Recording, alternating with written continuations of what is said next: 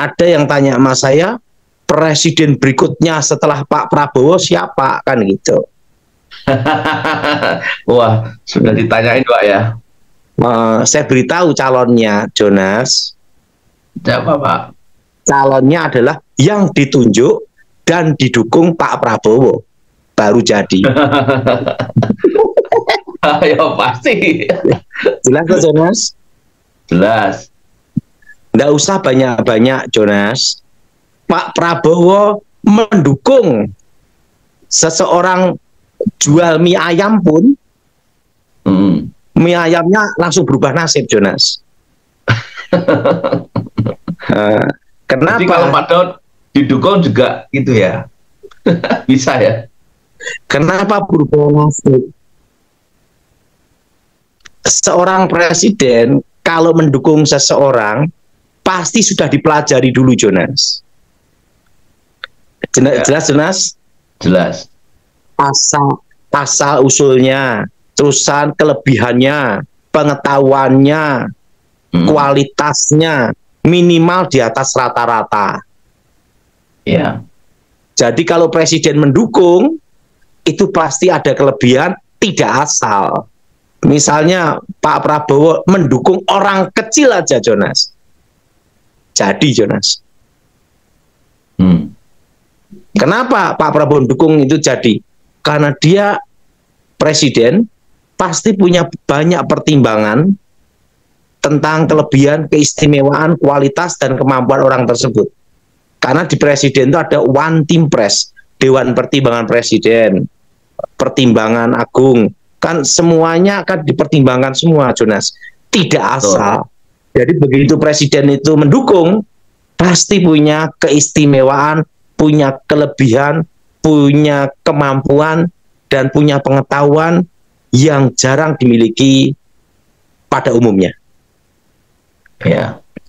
Jadi siapapun yang didukung oleh Pak Prabowo, jadi. Dan kalau saya punya feeling, ini Pak Prabowo saat ini berjuang untuk rakyat. Karena gini, Pak Prabowo ini yang mendukung adalah rakyat. Karena dia seorang prajurit, dia bersama rakyat, untuk rakyat, berjalan dengan rakyat, berjuang untuk rakyat, hidup dan mati untuk rakyat. Nah, itu Pak Prabowo, Jonas. Ya. Jadi rakyat mendukung keputusan dari Pak Prabowo. Iya, Pak. Kalau rakyat mendukung keputusan Pak Prabowo, apapun dikatakan jadi, Jonas. Iya. Karena itu ingat, bersama rakyat, untuk rakyat, berjuang untuk rakyat, hidup dan mati untuk rakyat. Nah, ingat Pak Prabowo itu semua ada. Hanya satu yang perlu dia miliki, yaitu kehormatan dia dan namanya ditulis dalam sejarah sebagai presiden yang baik. Ya. Kalau Pak Prabowo, dia tidak perlu harta, tidak perlu uang, karena semua ada, Jonas. Ya.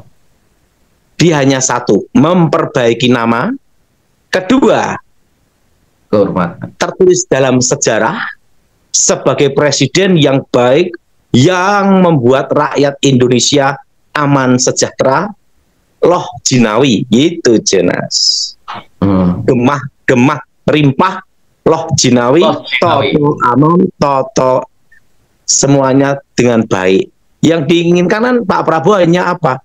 Rakyat makmur, rakyat sejahtera, rakyat damai. Itu aja dia. Karena apa? Dia semua sudah ada. Beda dengan yang usia 30, usia 40, kan masih banyak ambisi dan keinginan. Beda. Kalau Pak Prabowo sudah tidak ada ambisi. Dan dia hanya punya keinginan satu. Berjuang untuk rakyat, hidup untuk rakyat, dan namanya ditulis dalam sejarah presiden yang baik. Baik. Dan pahlawan nasional. Itu aja, Jonas. Iya, Pak. Nah, itu tujuannya mulia. Makanya Tuhan itu baik menunjuk Pak Prabowo jadi presiden. Dan ingat, presiden berikutnya siapa? Tergantung Pak Prabowo. Oh, yeah. Pak Prabowo dukung siapapun jadi. Pasti jadi. Dukung orang kecil pun jadi. Artinya Pak Prabowo ini powerful. Karena presiden itu pasti ada dewan pertimbangan khusus, penasihatnya semua, dan diperhitungkan dengan matang, data intelijen, analisis intelijen, semuanya, Jonas. Dia tidak sembarang tunjuk orang. Ini kan pengalaman Pak Daud waktu dulu ya, jadi one team press juga ya. Jadi Pak Daud tahu. Ya. Dulu saya hanya sebagai pengawal aja. Dulu kan saya termasuk dokter Terawan yang terkenal itu, yang menyeleksi screening kan saya, Jonas. Wow. Untuk bertemu dengan almarhum Ibu Ani Yudhoyono, saya yang screening riwayat hidupnya, CV-nya, Jonas. Wah, saya memeriksa dia, Jonas. Waktu itu 2009. Dan saya masih ingat, Jonas, Pak Terawan waktu saya periksa itu, kalau tidak salah, masih pangkat letnan kolonel. Wow. Jadi Pak Terawan itu pernah saya periksa, Jonas. Riwayat hidupnya dia, pengetahuannya dia. Untuk bertemu presiden aja, itu harus di screening, dipelajari betul. Ya. Apalagi sampai didukung, ditunjuk presiden. Seperti Pak Jokowi, dia dukung Pak Prabowo. Kenapa dia dukung Pak Prabowo? Karena dia tahu Indonesia aman, Indonesia baik bila Prabowo jadi presiden.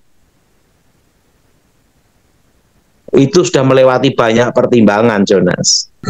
Ternyata Pak Terawan, Pak Daud punya pengalaman sama Pak Terawan ya untuk screening ya ternyata ya. Pak Terawan yang termasuk yang ada berapa perwira tinggi yang saya screening, Jonas. Dan sekarang purnawirawan, Mas ya, Pak? Oh, saya sudah hendak lagi toh, Jonas. Saya kan sudah resign 2014. Dan yang mengusulkan Pak Terawan untuk menjadi utusan di bidang kesehatan, saya mengusulkannya ke Mayor Jenderal Gleni Kerupan untuk ke presiden. Wah. Boleh dicek, Jonas. Dan langsung jadi, Pak ya? Iya. Karena saya sama Jenderal Gleni Kerupan, purnawirawan, itu belum Mas. Ya, kenal sudah lama Pak ya. 20 tahun. Berapa, Jonas? Baru 20 tahun. Iya. 20 tahun saya sama Mayor Jenderal Gleni Kerupan. Dia itu sahabat saya dan dia itu tahu bagaimana saya bekerja. Silent, Jonas. Ya. Dan gimana, Jonas? Sahabat dari Pak Prabowo juga ya. Dia sahabat Pak Prabowo, juga sahabat dengan Bapak SBY. Oh.